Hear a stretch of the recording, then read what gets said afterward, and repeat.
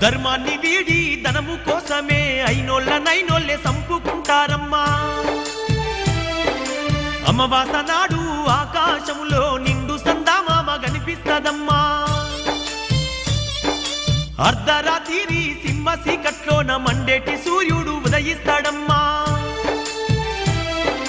సర్వజాతులు సంకరమయ్యి శంకరులే సామ్రాటులైతారమ్మా. మునుముందు జరిగే వింతల్లి గనవమ్మ, నేను చెప్పేవన్నీ జరిగి తీరుతాయమ్మా. వావి వరసలు మచ్చు కన్నా లేక మానవత్వమే చచ్చిపోతుందమ్మా. పగలేమో అన్నా చెల్లెళ్ళు అనుకుంటూ రాత్రుళ్ళు రతులల్లా మునిగిపోతారమ్మా. అతి తిండి అతి నిద్ర వల్ల ఈ జనులు విపరీత వ్యాధులతో బాధపడతారమ్మా. స్థిర నివాసము అన్నది లేక